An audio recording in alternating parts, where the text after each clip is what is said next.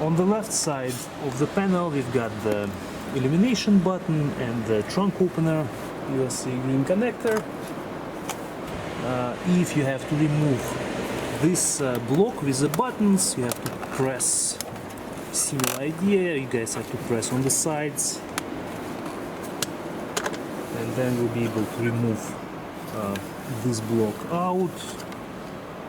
And I'll show you the part number. It has a couple of springs on each side that hold it in place,